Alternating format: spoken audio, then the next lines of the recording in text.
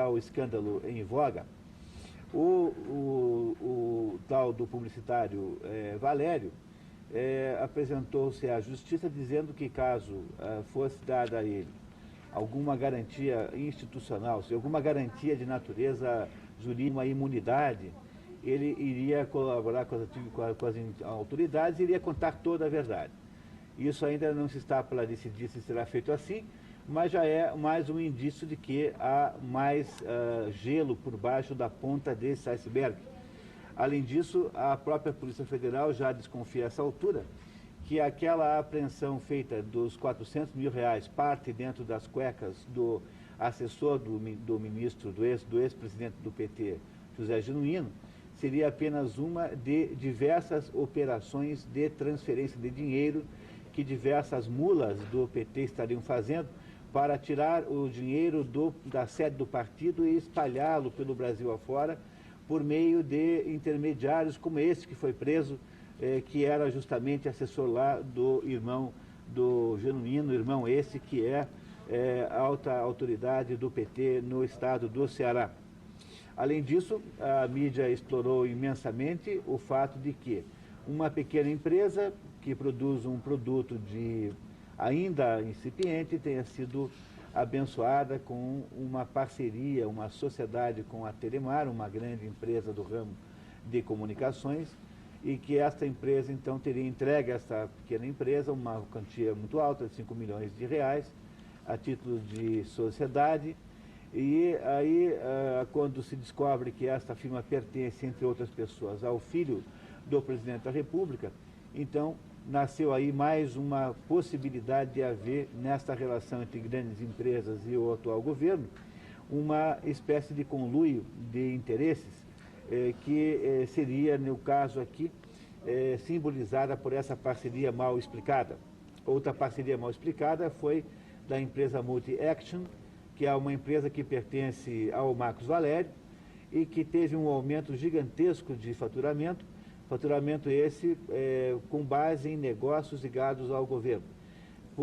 Não por coincidência, a empresa gerenciada pela mulher de um assessor direto do ministro Gushiken. Além disso, ainda há uma outra possibilidade, a Polícia Federal também descobriu a possibilidade de que havia também um mensalão dos Correios, que uma parte da receita dos Correios seria também entregue a parlamentares apoiadores do PT. E esse mensalão seria coletado junto às grandes franquias dos Correios, que têm hoje uma participação muito grande na distribuição de algumas franquias, obviamente, não de todas, não é isso? Bom, além disso, existem ainda inúmeras outras coisas muito interessantes, sendo que a semana também foi cheia de denúncias de que havia aí uma participação direta de um desses dirigentes do PT nas concorrências não muito católicas para o transporte aéreo noturno feito pelos Correios com a firma chamada Skymaster, que até agora não conseguiu explicar por que é que com ela o acordo financeiro foi muito diferente do que se faz com as outras. Um fato extremamente novo é que um assessor do ministro José Dirceu, chamado Marcelo Sereno, foi denunciado por um sindicalista do próprio PT como sendo o organizador também de um processo de retirar dinheiro da Núcleos, que é o fundo de pensão das 3 estatais de energia do governo federal. Esse roubo está nos 2 jornais grandes de hoje, no Estado de São Paulo e na Folha de São Paulo, como sendo feito na base de o operador desse esquema comprar ativos desses fundos com um grande deságio e vendê-los pelo preço de mercado, então apropriando a diferença para si. Além disso, o presidente estadual do PT do Rio Grande do Sul também declarou que o PT trabalha com todo o tempo, sem nenhuma dúvida, com Caixa 2. E, além disso, fora essas que eu tive aqui a paciência de recolher e que estou aqui amolando os senhores com mais essa bombardeiro de más notícias, existe certamente aí mais uma vintena de notícias equivalentes que estão acontecendo com uma rapidez espantosa e como se o velho navio estivesse fazendo, então, água por todos os lados, como um velho motor que deixa sair vazamento de água por todas as mangueiras, como uma velha máquina que não tem mais solução. E o que é muito interessante não é tanto esse conjunto, porque eu já disse a vocês aqui, queria insistir, preparem-se porque nas próximas semanas vocês irão ver uma nova enxurrada semanal de denúncias. E as denúncias ficarão cada vez mais cabeludas na medida em que elas se aproximarem de dois grandes focos de corrupção. O primeiro foco são as próprias estatais, os fundos de pensão das estatais, e o segundo é as verbas publicitárias, que até agora já chegam a alguma coisa com 1 bilhão e 500 milhões de reais, todas elas passando pelo ministério do ministro, ex-ministro, agora não mais, ministro ministro Luiz Guxiquem. Ou seja, na medida em que se aprofundarem as denúncias, essas denúncias gerarão outras e assim, meio por um efeito dominó, o Brasil continuará estarrecido com a capacidade, com a sua incapacidade de ter percebido o quão era falso o conjunto de promessas e de aparências que estavam encobriam a verdadeira do partido que está no poder nesse momento. E o que é interessante, no entanto, além das coisas em si, mas eu acho que há 2 ou 3 fatos que aconteceram na semana que são extremamente reveladores da situação verdadeira que nós estamos vivendo. E o primeiro deles é que o novo presidente do PT, ex-ministro da Educação, Tarso Genro, entrevistado pela Folha de São Paulo, declarou que o Brasil, caso fosse levar as denúncias muito adiante, correria o risco de ser colombizado. E o que ele quer dizer com colombização? Ele quer dizer o seguinte: ele diz que o Brasil, na hora em que perder o PT, na hora que o PT não estiver mais no poder, as classes baixas, as classes ditas pobres, elas ficariam sem a sua possibilidade de veiculação política, portanto, elas deixariam de estar representadas no mundo político brasileiro, coisa que ele acha que o PT representa, quando na verdade o que ele não está lembrando, que a maior parte dos admiradores do PT estão na classe média, pela quantidade de votos que o PT teve na última eleição, não pode ser todo mundo da classe baixa. Quer dizer, não é apenas a classe baixa que pretensamente teria interesse no PT, mas há inúmeros segmentos da classe média, que é uma classe extremamente magoada, chateada e com a sua autoestima reduzidíssima, que é muito sensível a toda a conversa pró-moralidade, conversa de denuncismo. Enfim, o ex-ministro, agora presidente do PT, Tarso Genro, faz uma ameaça ao país dizendo que o país pode virar uma bagunça política tipo Colômbia, caso o PT seja apeado do poder. Ele, obviamente, não está falando em impeachment, ele acho que está falando em qualquer circunstância. Ele deve estar imaginando que se o PT perder as próximas eleições, isso significaria um desastre, porque o Brasil seria colombizado, que é uma ameaça extraordinariamente grave. Ameaça a qual não se prestou muita atenção, por várias razões, talvez até porque não se leve o homem muito a sério, o dito cujo, mas sobretudo porque os brasileiros não são de levar as coisas muito a sério de modo geral, não é da nossa índole fazer isso. No entanto, é preciso que nós prestemos atenção, que pode estar aí, finalmente sendo declarada e sendo comunicada ao Brasil, a inconformidade do PT com os fatos que estão acontecendo. Veja, as contas que se faz hoje sobre as corrupções envolvidas no governo Collor e no governo PT já indicam que o governo PT já teria passado o governo Collor em quantidade de corrupção. No entanto, como os nossos jovens, os nossos velhos e jovens metidos a igualitários e a justiceiros ainda movimentaram nem 1 centímetro contra o atual presidente. Fosse um outro qualquer, certamente estariam aí nas ruas todos pintados, destilando ira e propondo, então, que a justiça seja feita de qualquer modo. Mas veja, o nosso presidente do PT atual, ele está apenas dizendo o seguinte para quem leu o jornal, para os brasileiros: nós não vamos entregar isso facilmente.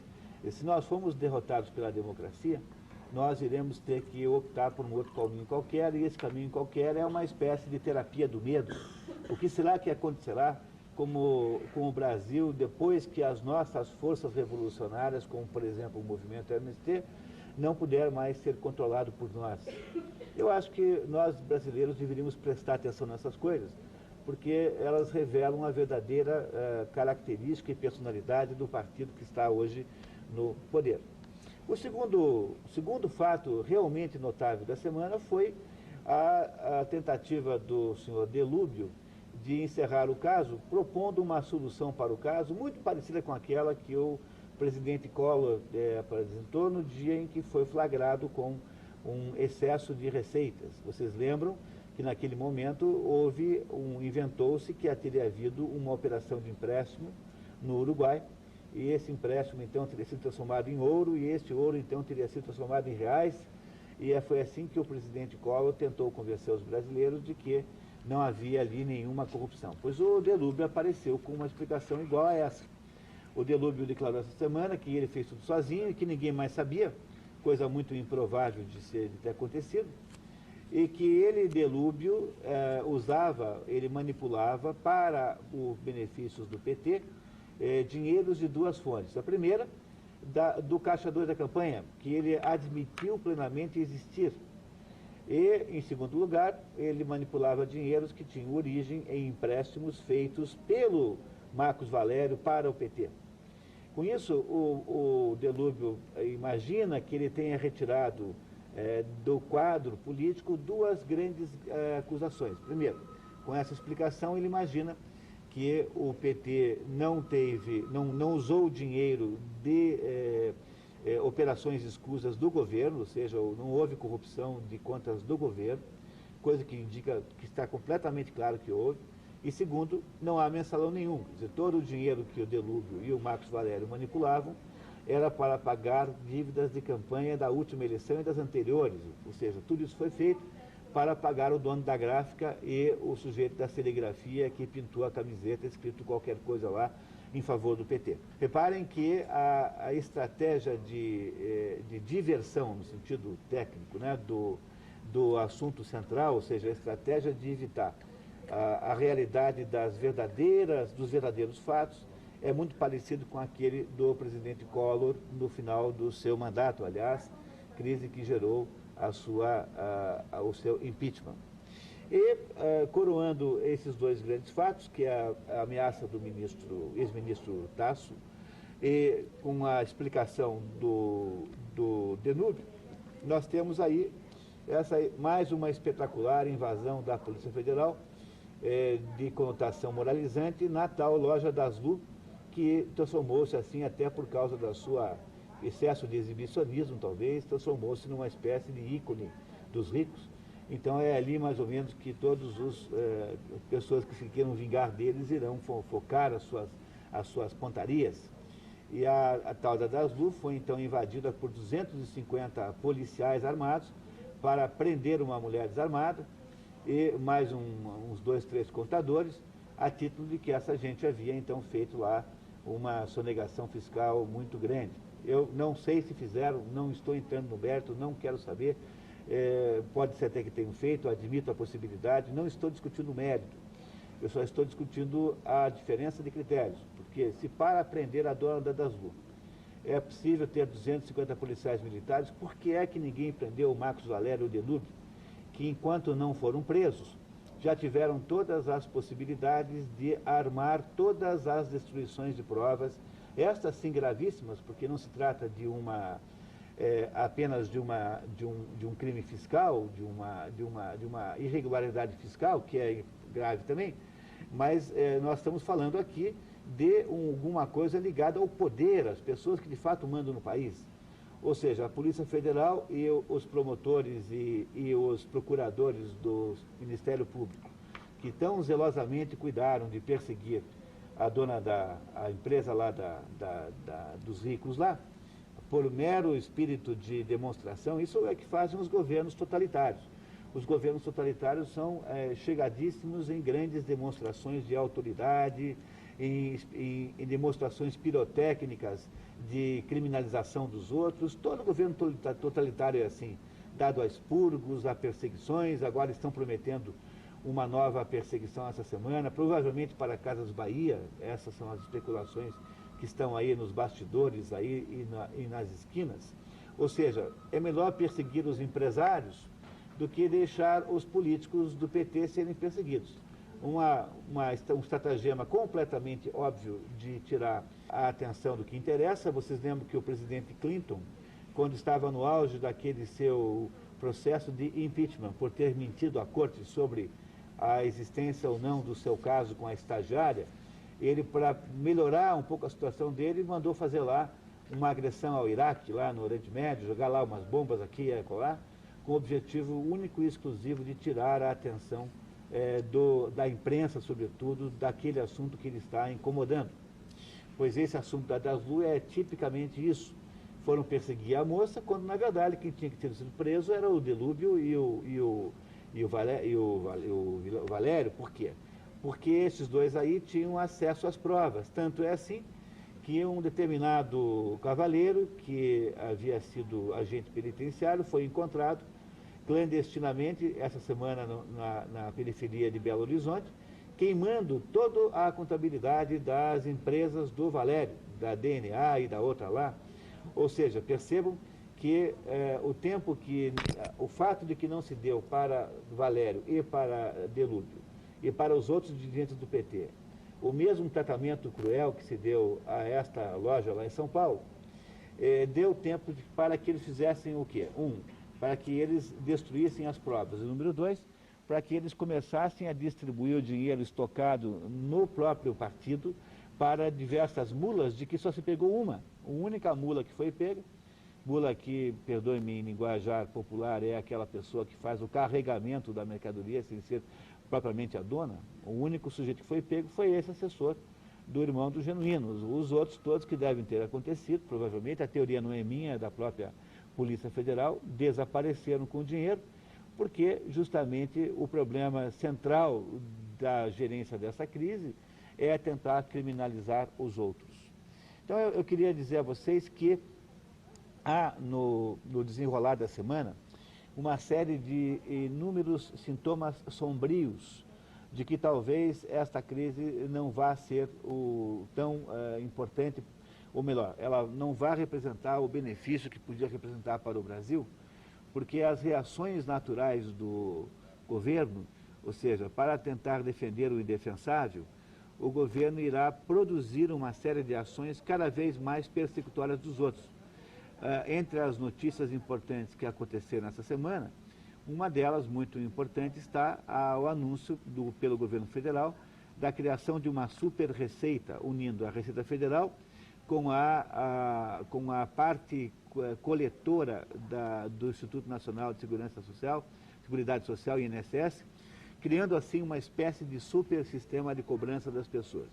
Reparem que para tentar o insolúvel, aquilo que nós estamos vivendo agora não tem solução nenhuma, porque houve, como eu já disse a vocês aqui, o desmascaramento das vestais, e agora não é mais possível esse partido no poder, sustentar-se pelos mesmos meios.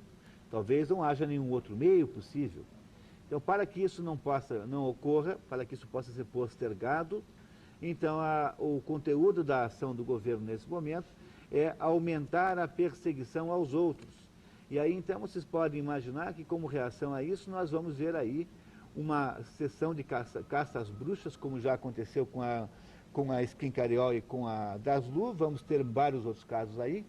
Vamos continuar vendo a Polícia Federal transformar suspeitos em culpados, isso até mesmo com apoio, por exemplo, da Associação dos Magistrados do Brasil, cujo presidente declarou apoio enfático a isso, ou seja, até com mesmo uma concordância de uma parte boa da justiça, que deveria ser imparcial e deveria cuidar e preservar que nós tivéssemos fundamentalmente uma aplicação de critérios soberanos de justiça no país e não se alinhar politicamente ao Estado, coisa que está acontecendo agora. Nada mais nada menos do que mais um sintoma de aumento de totalitarismo.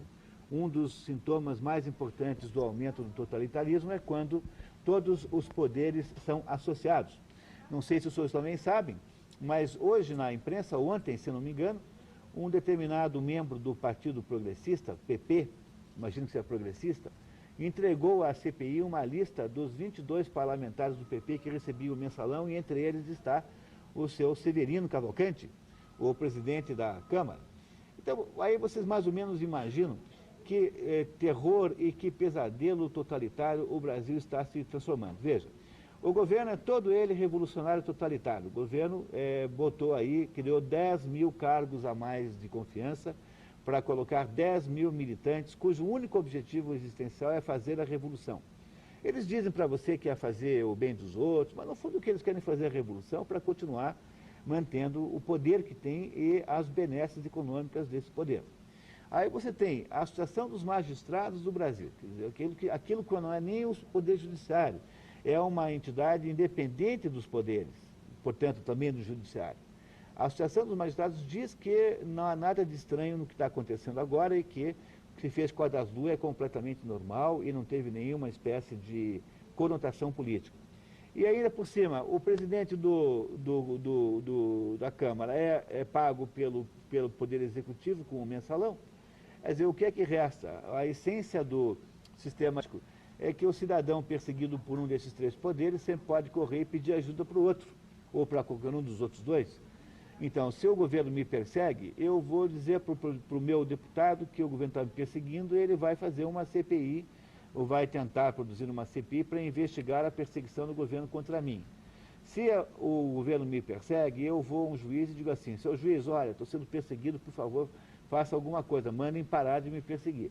E assim por diante. Quer dizer, a ideia da divisão dos poderes é que o cidadão sempre pode se refugiar em um deles ao sentir-se perseguido. Pois o totalitarismo pressupõe que todos os poderes são uma coisa só. Ou seja, na hora em que todos são uma coisa só, então nós criamos uma sociedade completamente e totalmente autoritária, porque não é mais o autoritarismo que tinham os militares. Os militares nos amolavam e nós não queríamos mais que eles governassem o país, porque eles eram autoritários do mesmo modo que uma pessoa de idade é autoritária, do mesmo modo que os adolescentes pensam que os seus pais são autoritários quando não querem que eles passem 3 dias numa rave consumindo drogas. Então, um adolescente, ao ser proibido de fazer isso ou aquilo, acha que o pai e a mãe é autoritário. Os militares eram autoritários nesse sentido conosco. Agora, essa gente não é autoritária, ela é uma gente totalitária. A ideia fundamental aí é produzir uma sociedade sem possibilidade de diversidade política, uma sociedade monolítica em que todos os poderes estão concentrados numa espécie de único mecanismo central, e eles só se manifestam conforme as suas especificidades operacionais, mas na prática eles são completamente equivalentes. Então, em alguns minutos nós vamos chamar o professor Olavo de Carvalho, que vai nos dar a sua visão sobre esses assuntos, fazer a visão aí com a devida distância dos assuntos que nós estamos aqui tratando, mas eu queria, sobretudo, dizer a vocês que se alguma expressão poderia ser aplicada ao esforço que se faz nesse programa aqui para conversar com os brasileiros que nos assistem, é que nós precisamos absolutamente lutar para que nós possamos impedir que essas práticas e preceitos e conceitos e mentalidade totalitária consiga tomar conta do nosso país, da nossa sociedade. Muitas perguntas.